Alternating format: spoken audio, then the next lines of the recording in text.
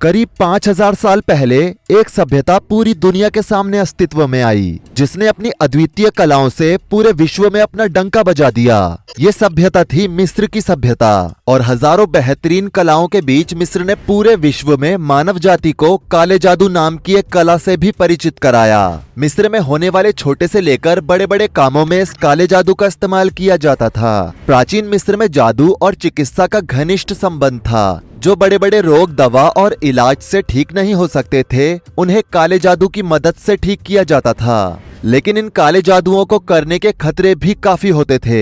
इतिहासकारों की जांच पड़ताल के मुताबिक मिस्र के पास एक खुदाई के दौरान एक बड़ा पत्थर मिला, जिस पर हाथों के द्वारा कारीगरी करके एक लेख लिखा गया था। हजारों साल पुराना होने की वजह से ये लेख कुछ मिट चुका था और पत्थर भी जगह जगह से टूट चुका था। लेख के अनुसार उसमें मिस्र के पहले काले जादू के बारे में लिखा हुआ था। मिस्र में सबसे पहले काला जादू मिस्र के एक रहस्यमयी आदमी ने किया था। ये आदमी देखने में सामान्य आदमियों की तरह ही था, लेकिन उसके पास रहने वालों का कहना था कि ये सामान्य व्यक्ति नहीं है, क्योंकि इस व्यक्ति के घर के बाहर रोज सुबह कुछ न कुछ अजीब मिलता था, जैसे कि कभी हड्डियां, कभी नींबू और कभी कभी तो बिल्ली दो हिस्सों में कटी हुई इस आदमी के घर के बाहर मिलती थी। जब ये बात मिस्र के फिरौन नार्मर तक पहुंची तो उन्होंने उस व्यक्ति को महल में बुलाया और उससे पूछा कि आखिर तुम ऐसा क्यों करते हो और ये सब तुम्हारे घर के सामने ही क्यों मिलता है। ये सब सुनकर उस आदमी ने कोई जवाब नहीं दिया।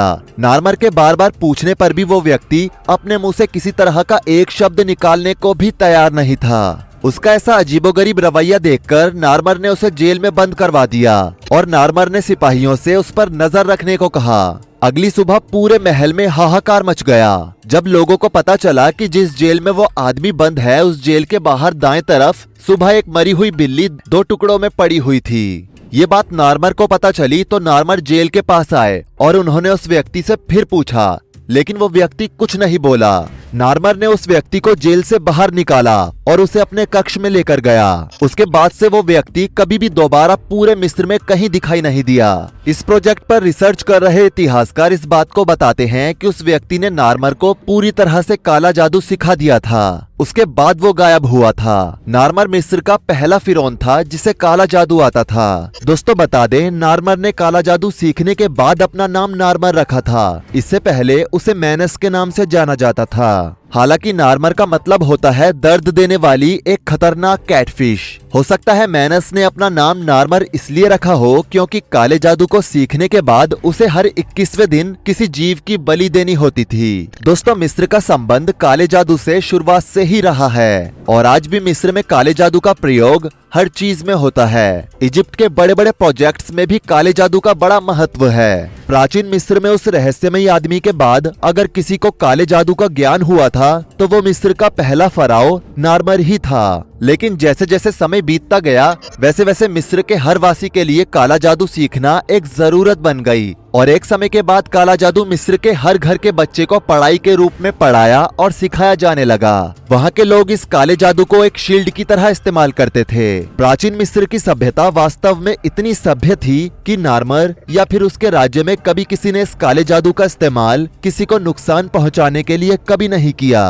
दोस्तों, मिस्रवासी काले जादू को हेका कहते थे और उनके अनुसार ये पूरे ब्रह्मांड की शक्ति को नियंत्रण करने का एक सटीक तरीका था। यही कारण था कि जब नार्मर की मृत्यु हुई तब उसने अपने आप को बचाने की कोशिश नहीं की। अगर नार्मर चाहता तो वो काले जादू से अपनी मृत्यु को कुछ समय के लिए टाल सकता था। इसके लिए उसे अपने जैसे कुछ इंसानों की बलि देनी पड़ती, लेकिन उसने अपने प्रमाण को त्यागना ही उचित समझा, क्योंकि नार्मर का कहना था कि हमारे हाथ में अगर कोई शक्ति है तो हमें उसका दुरुपयोग नहीं करना चाहिए, क्योंकि प्रकृति हर चीज को दोगुना करके वापस करती है। इसका मतलब अगर मैंने काले जादू से अपनी मृत्यु को आगे बढ़ाया तो इसका परिणाम बहुत बुरा होगा। इन सब बातों का वर्णन लेस्टर पिकर द्वारा लिखी गई बुक द फर्स्ट फराओ में विस्तार से किया गया है। दोस्तों, नार्मर ने ही पिरामिड्स की नींव भी रखी। हालांकि वो पिरामिड्स बनवा नहीं सका। नार्मर के मरने के बाद जोजर नाम के फराओ ने पिरामिडों पर काम शुरू करवाया। पिरामिडों के काम के दौरान कई बार ऐसा हुआ कि जोजर को लगा कि पिरामिडों का निर्माण सफलतापूर्वक नहीं हो पाएगा। तब उसने भी काले जादू का सहारा लिया और मिस्र को पहला पिरामिड दिया। इस समय तक काला जादू मिस्र में बहुत ही ज्यादा आम हो चुका था। प्राचीन मिस्र में काले जादू के 7 प्रमुख प्रकार थे, जिनमें से पहला था शाप देने वाला जादू या शाप से मुक्त करने वाला जादू। दूसरा था किसी को उसकी मृत्यु से पहले मार देने वाला जादू या उसकी उम्र बढ़ा देने वाला जादू। तीसरा था मिट्टी या मोम की पुतलियों से दुश्मन का नाम लिखकर उन्हें तोड़ना, जलाना या कब्र में गाड़ देने वाला जादू। चौथा था रोग फैलाने वाला जादू या रोग को खत्म कर देने वाला जादू। पांचवा था प्रेम में उलझाने या किसी को किसी के वश से तोड़ने वाला जादू। छठा था मृतकों की आत्मा को परेशान करने वाला जादू। और सातवां था भ्रम या डर फैलाने वाला जादू या इन सब चीजों से उबारने वाला जादू। काले जादू का इस्तेमाल गलत और सही दोनों कामों के लिए किया जा सकता था और प्राचीन मिस्र में काले जादू का इस्तेमाल केवल अच्छे कामों के लिए और मिस्र की भलाई के लिए हुआ। प्राचीन मिस्र के किसी भी फराओ या फिर फिरौन ने अपनी पर्सनल पावर और पोजीशन के लिए काले जादू का गलत इस्तेमाल नहीं किया। लेकिन जब मिस्र राजमहल का 8वां शाही वंश शुरू हुआ तो उसका पहला फिरौन तूतनखामेन बना, जिसने आधुनिक मिस्र के इतिहास को बदल कर रख दिया। तूतनखामेन चाहता था कि लोग उसकी पूजा करें और उसे भगवान का दर्जा दें, जिसके लिए तूतनखामेन ने काले जादू का हर गलत इस्तेमाल किया। उसने इस जादू की मदद से लोगों पर अत्याचार किया, लड़कियों को गुलाम बनाया और यहाँ तक कि छोटे छोटे दूध मुँहे बच्चों की बलि तक दे डाली। मिस्र के 8वें राजवंश से पहले मिस्र में काले जादू का इस्तेमाल केवल और केवल बहुत जरूरत पड़ने या फिर राजहित में ही किया जाता था। लेकिन मिस्र के इस राजवंश के बाद तो मानो काले जादू का इस्तेमाल मिस्र के लिए एक अभिशाप बनता चला गया। तूतनखामेन के बाद आने वाले लगभग सभी फराओं ने काले जादू का इस्तेमाल खुद की अय्याशियों और अपनी शानो शौकत के लिए किया। मिस्र की 18वीं राजवंश की फराओ क्लियोपेट्रा ने तो काले जादू की सारी हदें पार कर दी थी। इतिहासकार चार्ल्स ईसावी और the dark Egyptian witchcraft the secret book of Egyptian black magic के मुताबिक क्लियोपेट्रा ने 21,000 बच्चों की बलि दी थी और उसका कारण ये था कि वो अपने हुस्न को बरकरार रखना चाहती थी। और काले जादू करने के दौरान उसे एक सपना आया था। इस सपने में एक सरकटे रहस्यमय व्यक्ति ने क्लियोपेट्रा को एक खून से लिखा खत दिया था, जिस पर लिखा था कि अगर वो 2100 बच्चों की बलि देती है तो उसकी जवानी हमेशा के लिए बनी रहेगी। ये 2100 बच्चों की बलि आपको कुछ ज्यादा लग रही होगी, लेकिन क्लियोपेट्रा के लिए ये उस समय कुछ भी नहीं था। दोस्तों, आपको बता दें कि ये जिस काले जादू की हम बात कर रहे हैं उसके अनुष्ठान की विधियां अलग अलग हैं। हर काम की सिद्धि के लिए अलग तरह की पूजा होती थी। पुराने मिस्र में इस पूजा के अनुष्ठान से पहले निश्चित दिनों की एक अलग पूजा होती थी, जिसमें हेका को खुश किया जाता था। बता दें, मिस्र में काले जादू के देवता को हेका कहा जाता है, जिसके बाद काले जादू का नाम भी हेका ही पड़ गया। कहते हैं कि जब तक हेका खुश नहीं होंगे तब तक कोई काला जादू सफल नहीं होगा, उल्टा वो नकारात्मक परिणाम देगा। इसलिए हेका को खुश करना जरूरी होता था।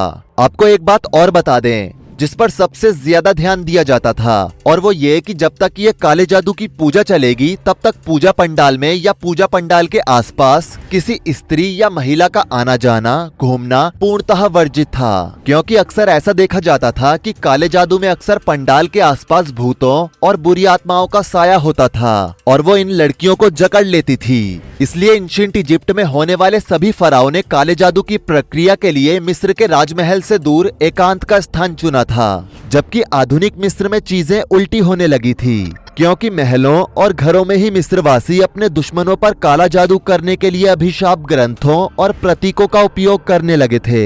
अक्सर इन अभिशापों को मिट्टी या मोम की गुड़िया पर उभारा जाता था और फिर विशेष अनुष्ठानों के साथ नष्ट कर दिया जाता था। एंशिएंट इजिप्ट में फराओ खुद ही काला जादू तंत्र सीखकर सारा अनुष्ठान करते थे, लेकिन आधुनिक मिस्र के फराओ जादूगर और पुजारियों का प्रबंध करके उनसे ये अनुष्ठान पूर्ण करवाते थे। उसके बाद जादूगर और पुजारी मरे हुए लोगों की आत्माओं को बुलाकर उनसे जानकारी प्राप्त करते थे और उन्हें कांच की बोतल में कैद कर लेते थे, ताकि बाद में वो इस आत्मा से अपना कोई और काम भी करवा सकें। मिस्र के फराओ और उच्च पुजारी जादुई ताबीज और अनुष्ठानों का उपयोग करके स्वयं को काले जादू से बचाने का भी प्रयास करते थे। दोस्तों, मिस्र में ये भी प्रथा थी कि अगर कोई व्यक्ति बुरी आत्माओं या श्राप से पीड़ित होता है तो पुजारियों द्वारा विशेष अनुष्ठानों से उसका उपचार किया जाता था। मिस्र में कई बड़े प्रसिद्ध काले जादू के उदाहरण हैं, जैसे कि एग्जीक्यूशन टेक्स्ट, ये श्राप देने वाली ग्रंथियां थी जिनमें दुश्मनों के नाम लिखे जाते थे